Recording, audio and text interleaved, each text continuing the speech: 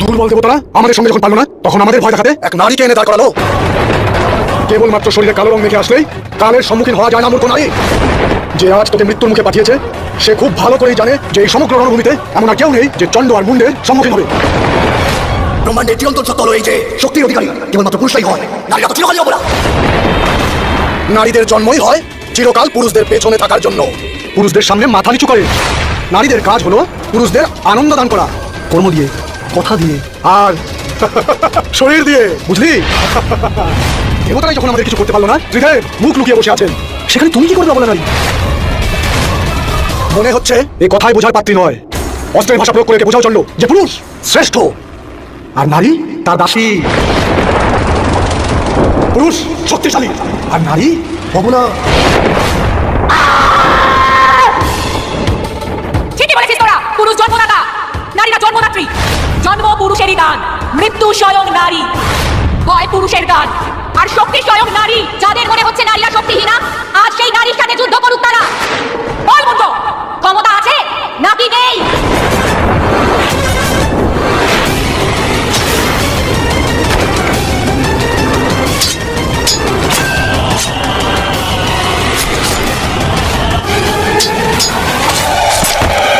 কি হলো?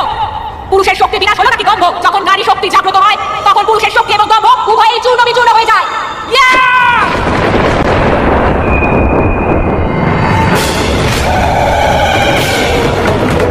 দুজন শক্তিশালী পুরুষ একত্রেই নারীকে অবলা প্রমাণ করো। এসো।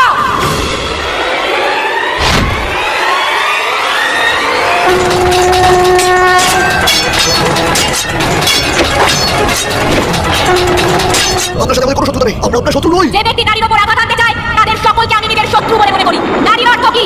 তুমি উত্তর দাও। নারীর অর্থ কি? উত্তর দাও। নারীর অর্থ কি বলো? নারী অবলা হয়। আজ সেই অবলা নারী তোমাদের মৃত্যুদণ্ড দিচ্ছে।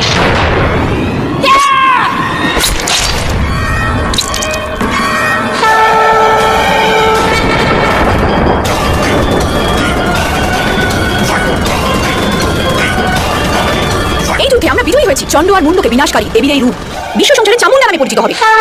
দেবী চামুন্ডা, দেবী চামুন্ডা।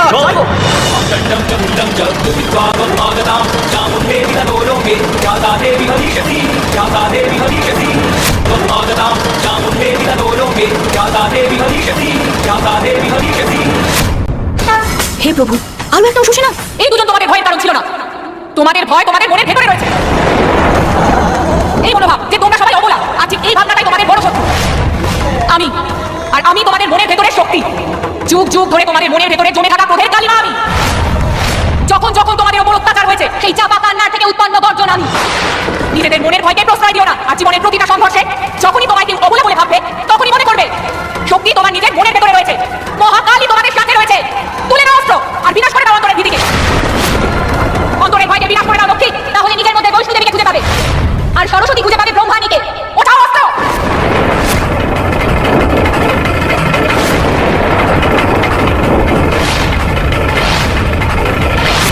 সহ্যেরও নিজস্ব কিছু সীমা থাকে। সাগরের মধ্যেও থাকে আগ্নেয়গিরি। নিজের অন্তরের শক্তিকে জাগিয়ে তোলো আর বিনাশ করে দাও নিজের শত্রুদের।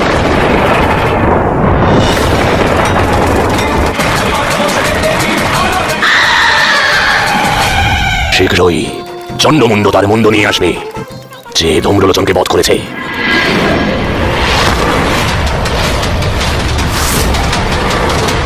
চন্ডমুন্ডের শরীর? হ্যাঁ হ্যাঁ, এ কি করে হলো? এটা গুরুত্বপূর্ণ নয় যে এটা কি করে হলো। গুরুত্বপূর্ণ হলো এটা যে এটা কার কার্য।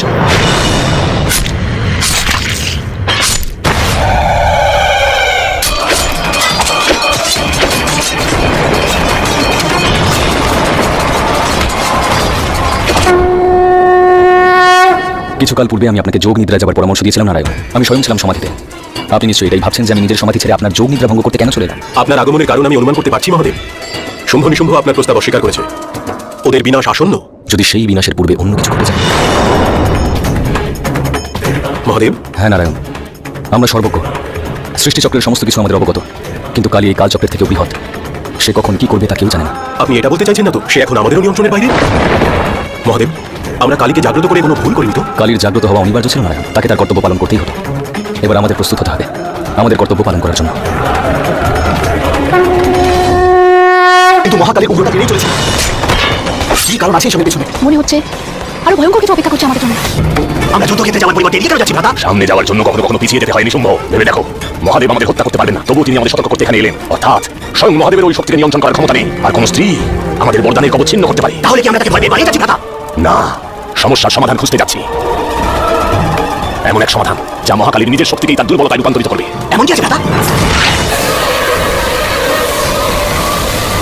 এসো।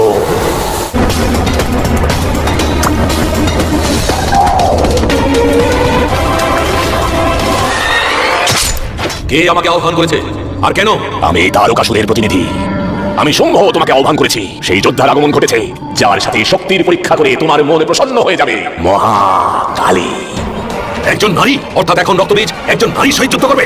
হ্যাঁ, তাকে অনুভব করানো প্রয়োজন যে নারী মাত্রই অবলা।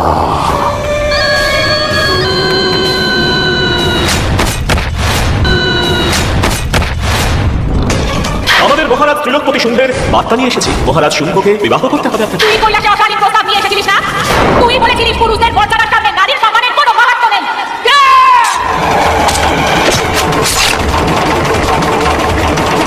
আসল সত্য কি জানিস?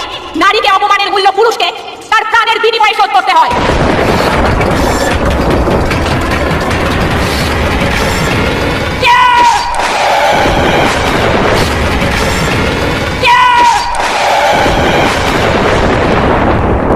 পরবর্তী মহাপরীক্ষার সময় চলে এসেছে পার্বতী। নিজের উপর থেকে নিয়ন্ত্রণ হারিয়ে না। জয় মহাকালী, জয় মহাকালী, জয় চামুন্ডা, জয় চামুন্ডা।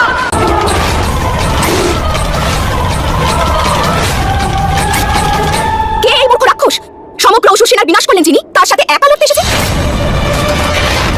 তার মানে তুমি সেই যে চন্ডমুন্ডকে হত্যা করেছো। ওদের দুজনের মুন্ডমালা গলায় পরে তুমি আমাকে ভয় দেখাতে পারবে না।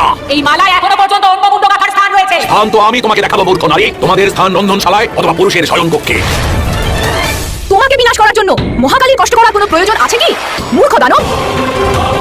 ওনার প্রেরণাতেই আমরা কার্যসিদ্ধ করে নিতে পারবো।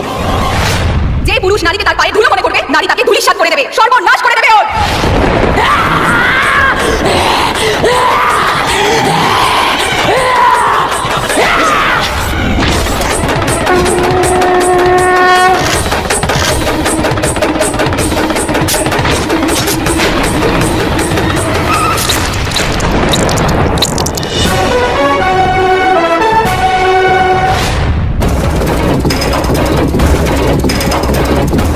সমূলে ধ্বংস করতে হবে আমায়, কিন্তু বিনা রক্তপাতে তোমরা আমাকে হত্যা করতে পারবে না। যেখানে যেখানে আমার রক্তবিন্দু পড়বে, এখানেই আমার আরেকটা শরীর সৃষ্টি হবে। রক্তবীজ আমি। মহাদেবের বরদানের ফলে আমার রক্তের প্রতিটি বিন্দু আমার জন্মের বীজ। আর এই বীজ থেকে সৃষ্ট প্রত্যেকটি ফলই প্রাণঘাতী, বুঝলে মূর্খদের নিকট?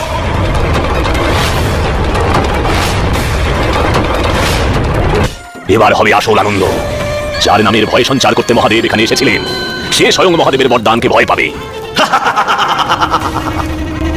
আমি যুদ্ধক্ষেত্রে যেতে চাই ভ্রাতা। মূর্খের মতো বলো না শুম্ভ।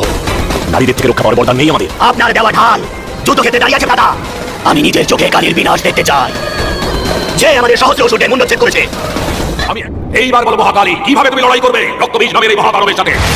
আজ তোমাদের প্রত্যেকের রক্ত এই যুদ্ধক্ষেত্রে বইবে।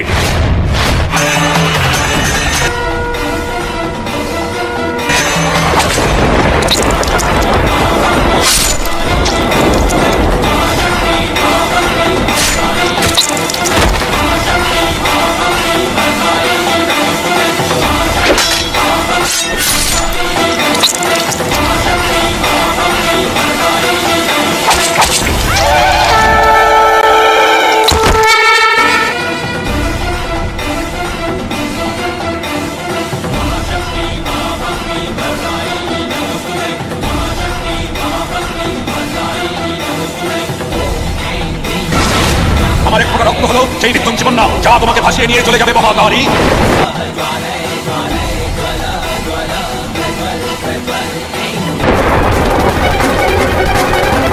প্রথমে রক্তবীজ, আর এখন নিশুম্ভ। কিভাবে বোধ হবে এরা?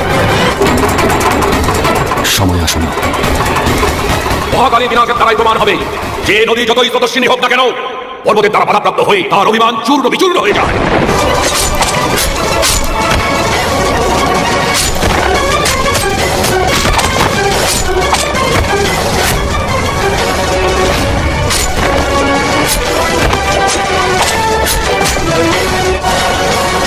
একাই তোমাকে বিনাশ করে দেবো। রক্তবীজ আমার নাম। আর আমি হলাম মহাকালী। কেবল রক্তই নয়, ভয়, কুটিলতা, পাপ সবকিছু বিনাশ করে দিতে পারি আমি।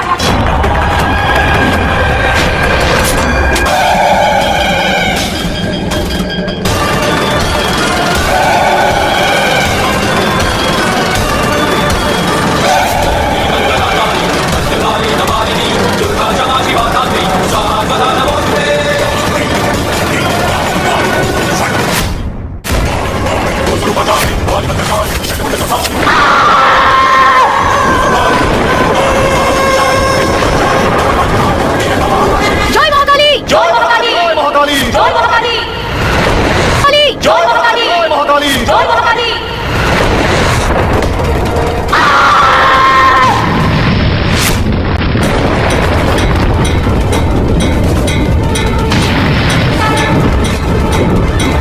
এবার কি হবে মহাদেব?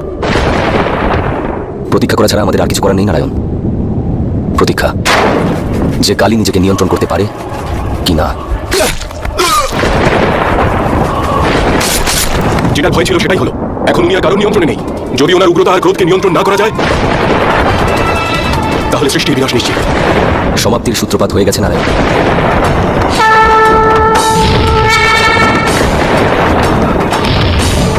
ক্রোধ যদি নিয়ন্ত্রণে থাকে তাহলে তা শত্রুদের বিনাশ করে, আর অনিয়ন্ত্রিত হলে নিজেকে নিয়ন্ত্রণ করাটাই তোমার সব থেকে বড় পরীক্ষা কালী। তুমি তোমার অন্তরে সেই যোদ্ধাকে খুঁজে পেয়েছো, যার সন্ধান তুমি সমগ্র সংসারে করে বেড়াচ্ছিলে। এবার তাকে নিয়ন্ত্রণ করাই তোমার কার্যকালী।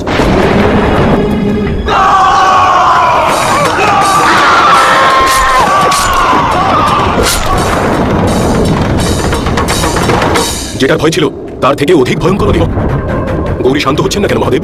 কালী রূপে পার্বতী কেবলমাত্র রক্তবীজের রক্তই নয়, তার সমস্ত ঋণাত্মক বিচারকেও ভক্ষণ করেছে নারায়ণ, যা তার উচিত অনুচিত বিবেকেও ভস্য করে দিয়েছে। ওর জ্ঞানই নেই যে ও কি করছে। আর এর অর্থ হলো যে সমাপ্তির সূত্রপাত হয়ে গেছে।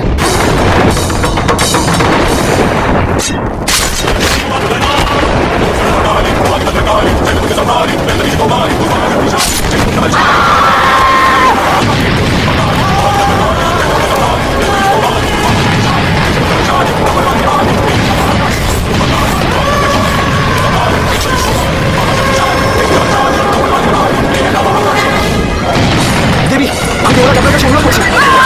শান্ত হও মাতা। এই কোন শক্তি যে কিনা পাতালকে ধ্বংস করার প্রয়াস করছে? আর শান্ত থাকতে পারছি না মহাদেব। সৃষ্টিকে রক্ষা করা আমার দায়িত্ব।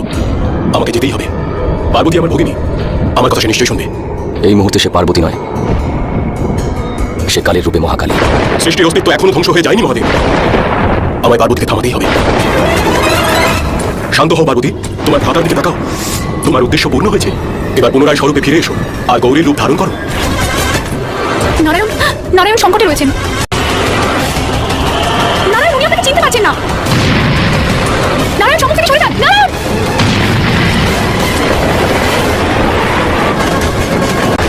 এর উত্তর তো কেবল মহাদেবই দিতে পারবেন। মহাদেব, মাতার এই অবস্থা দেখা যাচ্ছে না। ওনাকে শান্ত করার কি কোনো উপায় নেই? আপনি কি কিছুই করবেন না মহাদেব? এবার আমি সেটাই করবো যা একজন স্বামীর করা উচিত।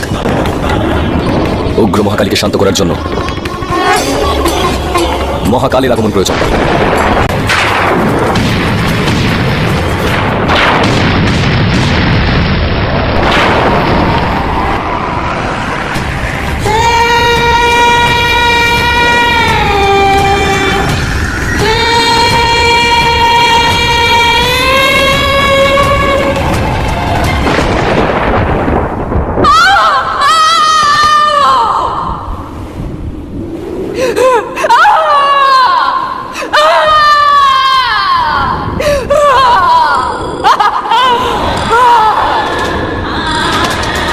এবার শান্ত হও পার্বতী, লজ্জিত হয়েও না।